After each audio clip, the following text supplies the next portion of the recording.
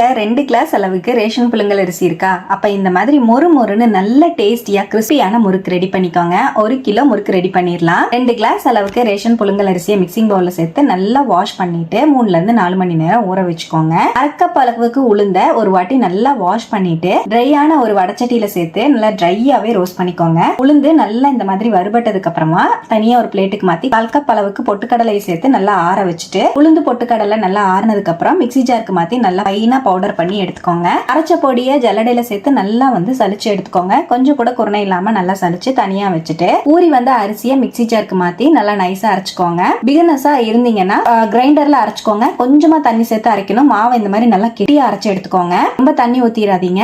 அரைச்ச மாவை தனியா ஒரு பிளேட்ல மாத்திட்டு 1 டேபிள் ஸ்பூன் வெள்ளை எள்ளு, 1 டீஸ்பூன் ஓமம், 1 டீஸ்பூன் உப்பு, 1 டீஸ்பூன் மிளகாய் பொடி சேர்த்து டேபிள் ஸ்பூன் அளவுக்கு பட்டரையும் சேர்த்து நம்ம அரைச்ச உளுந்து பொட்டுக்கடலை பொடியையும் சேர்த்து நல்லா ஃபுல்லா கலந்துக்கோங்க. நல்லா இந்த மாதிரி சப்பாத்தி மாவு மாதிரி சாஃப்டா பிசைஞ்சுக்கோங்க. சப்போஸ் உங்களுக்கு மாவு ட்ரையா இருந்தா கொஞ்சமா தண்ணி தெளிச்சு விட்டு நல்லா பிசைஞ்சுக்கோங்க. இந்த மாதிரி மாவை சாஃப்டா பிசைஞ்சிட்டு முறுக்கு மிஷின்ல தேவையான அளவுக்கு மாவு சேர்த்து நல்லா ஹை ஃபிளேம்ல இருக்கிற ஆயில்ல முறுக்கு போட்டு எடுத்துக்கணும். நான் இந்த மாதிரி பட்டர் ஷீட்ல முறுக்கு எல்லாத்தையும் சுத்தி வச்சுட்டு அதுக்கப்புறமா ஆயில்ல போட்டு பொரிச்சு எடுத்துக்க போறேன். முறுக்கு போட்டு பொரிச்சு வெளியே எடுக்கிற வரைக்குமே ஆயில நல்லா ஹை ஃபிளேம்ல சூடா வச்சுக்கோங்க. ஒவ்வொரு முறுக்கா சேர்த்து நல்லா ஆயிலோட சலசலப்பெல்லாம் அடங்கி முறுக்கு நல்லா பொரிஞ்சதுக்கு அப்புறம் வெளியே எடுத்தீங்கன்னா ரொம்பவே டேஸ்டி அண்ட் கிறிஸ்பியான புழுங்கல் அரிசி முறுக்கு சூப்பரா ரெடி. டேஸ்ட் சூப்பரா இருக்கும். கண்டிப்பா ட்ரை பண்ணி பாருங்க. ட்ரை பண்ணிட்டு எப்படி வந்ததுன்னு கமெண்ட்ல ஷேர் பண்ணுங்க. தேங்க்யூ.